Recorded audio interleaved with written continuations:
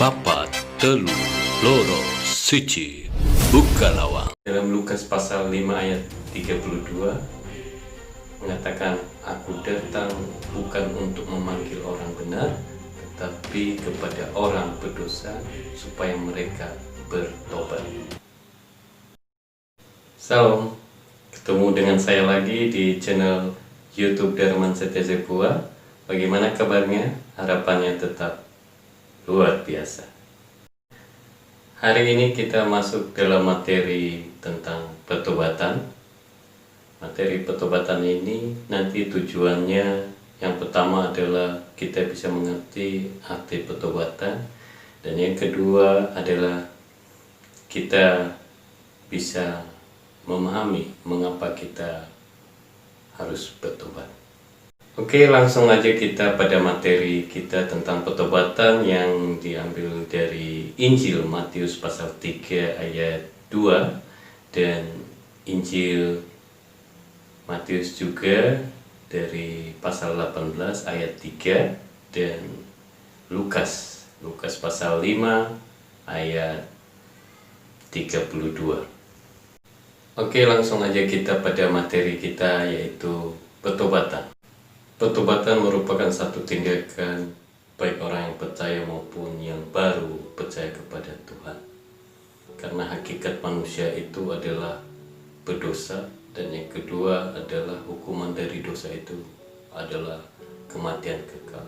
Dan setiap anak, setiap bayi itu mewariskan satu dosa asal, dosa asal. Oleh karena kasih karunia Allah yang begitu besar, maka Dia telah menebus dosa-dosa kita.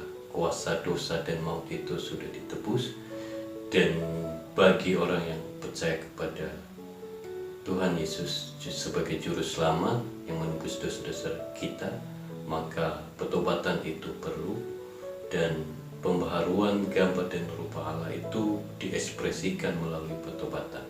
Pengertian pertobatan itu yang pertama ada di dalam Perjanjian Lama. Perjanjian Lama mengartikan pertobatan itu adalah dengan kata suf. Jadi suf itu merupakan orang yang berputar berbalik arah kepada Allah. Nah, berputar berbalik kepada Allah itu adalah pertobatan di Perjanjian Lama. Misalnya contohnya umat Israel tidak taat kepada Allah atau menyembah berhala, maka mereka harus bertobat dan berputar berbalik percaya kepada Allah lagi. Nah, tidak hanya dalam hal itu, sikap dan tindakan umat Israel itu diperlukan. Mungkin dalam contoh personal itu mungkin Daud, Yunus, atau Simpson. Nah, pertobatan berputar arah itu dari yang tidak taat menjadi taat kepada Allah, yang sebelumnya percaya kepada berhala, dan berputar berbalik kembali percaya kepada Allah. Nah, itu adalah pertobatan di Perjanjian Lama. Dalam Perjanjian Baru dikenal dengan kata metanoia. Metanoia ini adalah perubahan sikap atau perilaku, pemikiran, ya, atau perubahan hati seseorang dari yang tidak mengenal Allah berubah percaya kepada Tuhan. Dan pada dasarnya pertobatan ini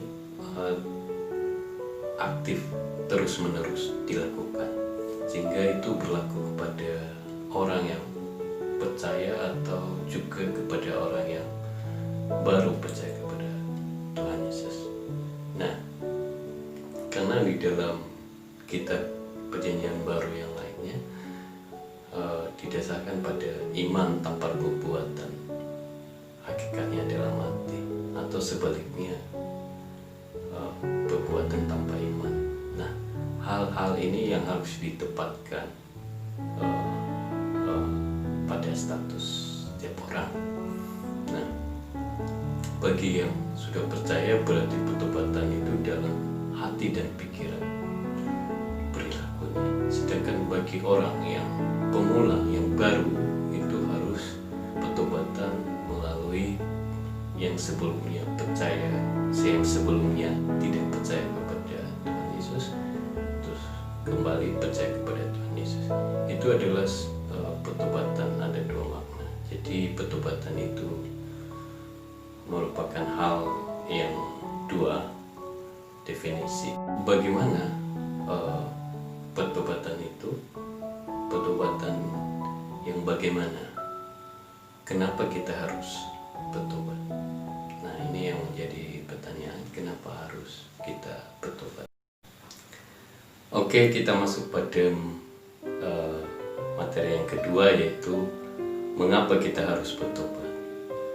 Ada 3 hal yang alasan mengapa kita harus bertobat.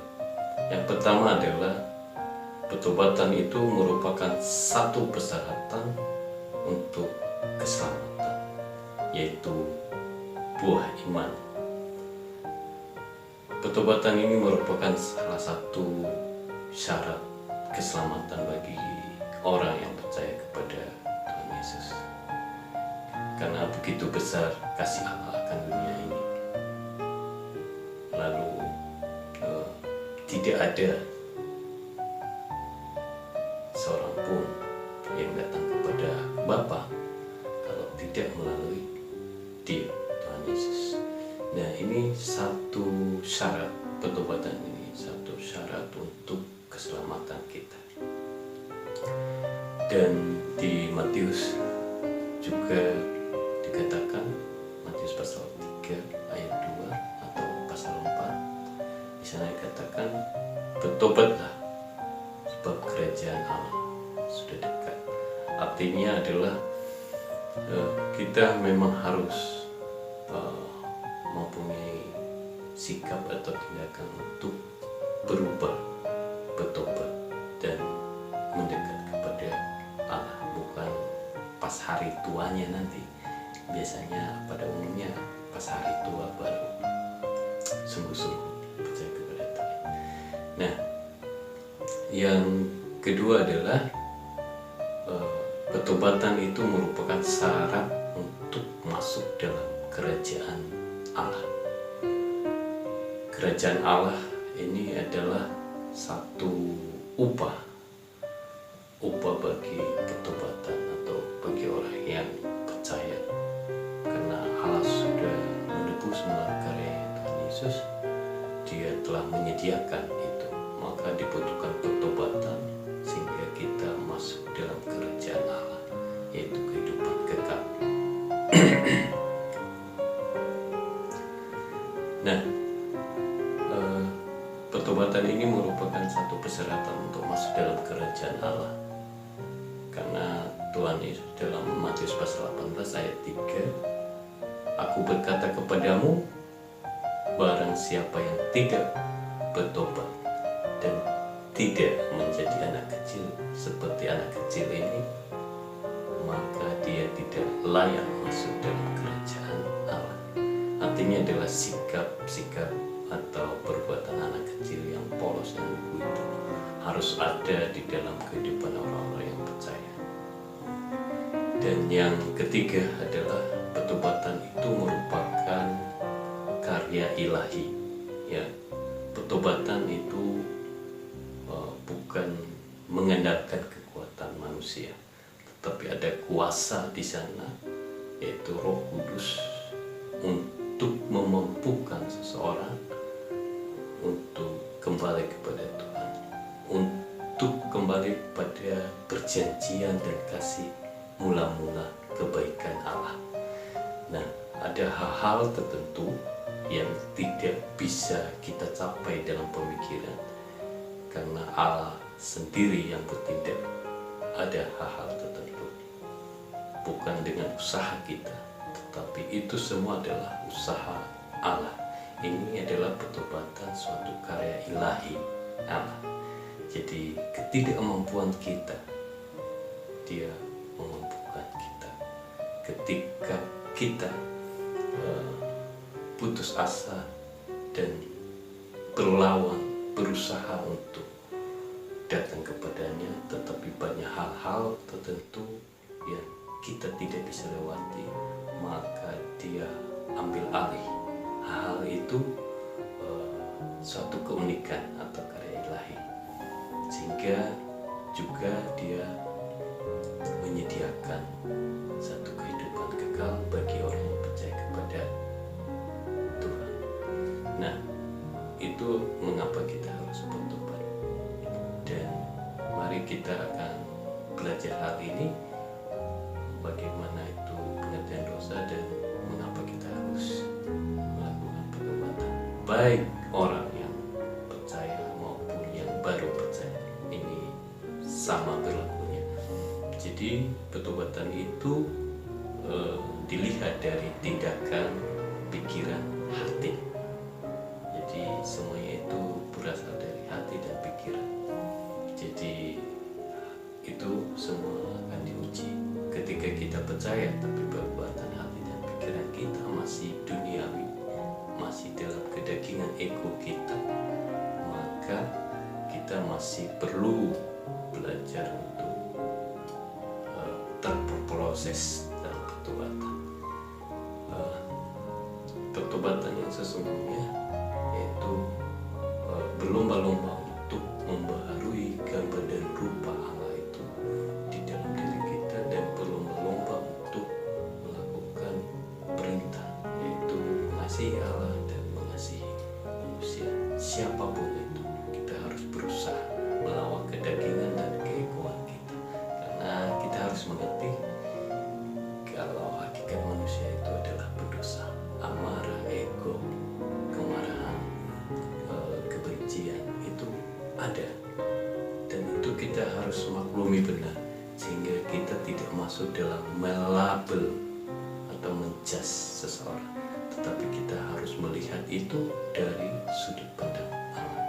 Jadi pertobatan itu adalah pertobatan hati, pikiran, pengetahuan, dan cara pandang kita melihat.